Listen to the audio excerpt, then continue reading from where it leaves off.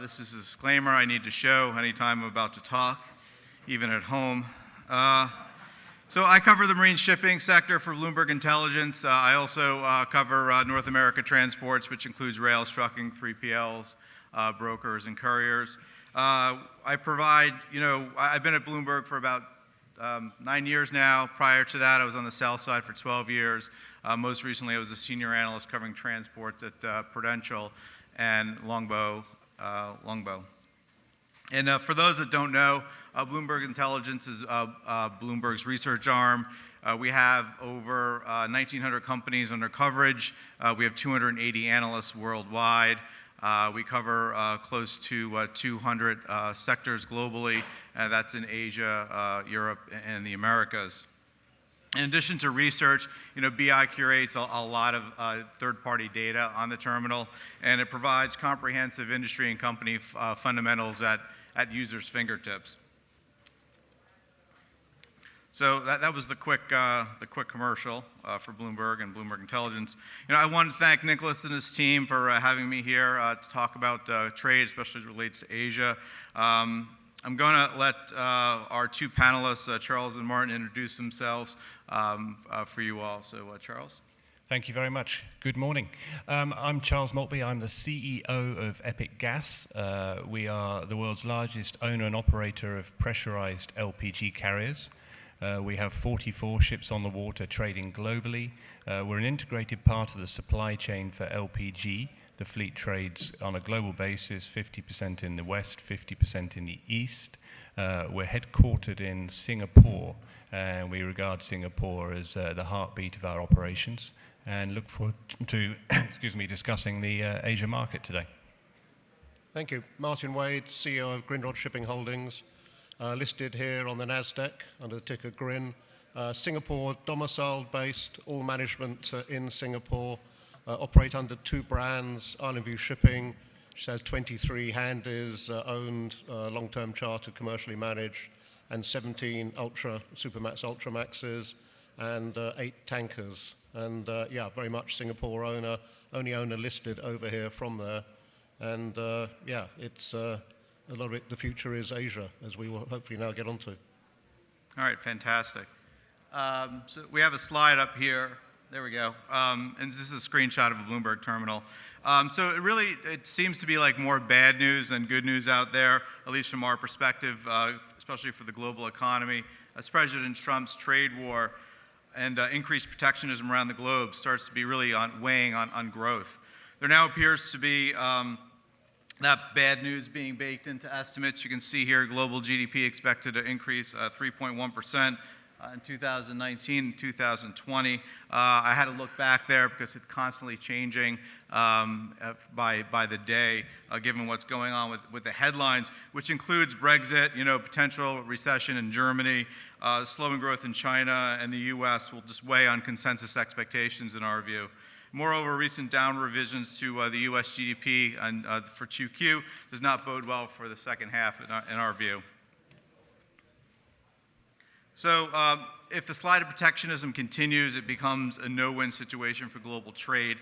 The impact is being felt against more countries and products. A prolonged trade war would negatively impact GDP.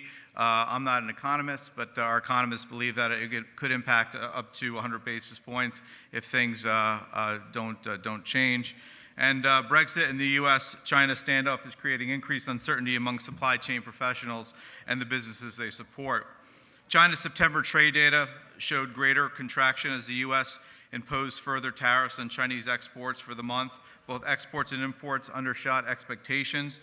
And the Phase 1 deal between the U.S. and China raises hopes for de-escalation of the trade war, but doesn't materially change things as it relates to China's growth in our view. Exports fell 3.2% in September, bigger than the 1% drop in August, and was well above the expectations not well above, 40 basis points above the expectations of 2.8% contraction during the month. Imports showed much more of a sharper contraction, falling 8.5% year over year in the month, extending its 5.6% decline the prior month in August. And the consensus forecast was 6%, so that was almost 250 basis points below expectations. The sharper decline in imports reflects sluggish domestic demand, lower commodity prices, along with weaker exports related to demand. And exports to the U.S. continue to slump. In the meantime, exports to China was largely unchanged from the year earlier, and shipments to intra-Asia expanded. Looking forward, the Phase 1 trade deal does not yet boost China's trade outlook in a meaningful way, in our view. The key element for China is that the tariffs hike won't take place, that were supposed to happen this week.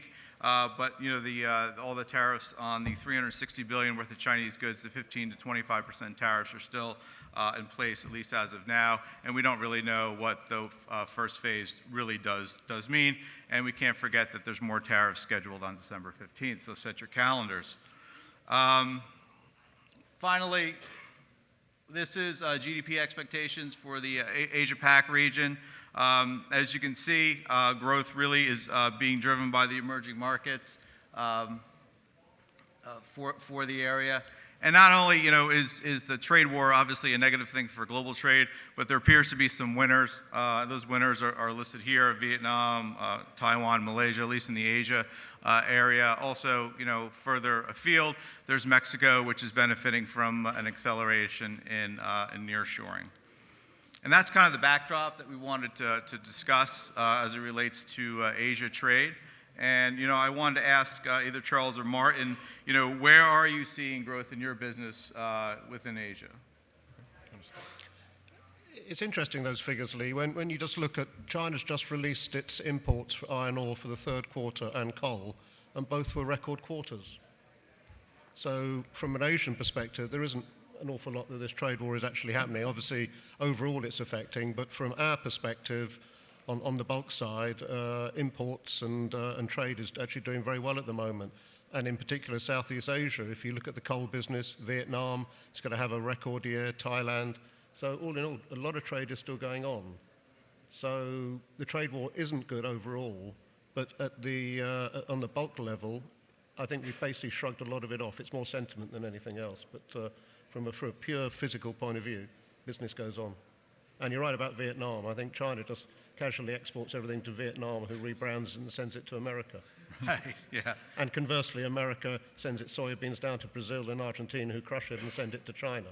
Trade goes on. Yep. Okay. And Charles? Yeah, from an LPG point of view, we're an integrated part of that supply chain. Global LPG trade last year again increased. This year it's increasing, so it's about 100 million tons a year.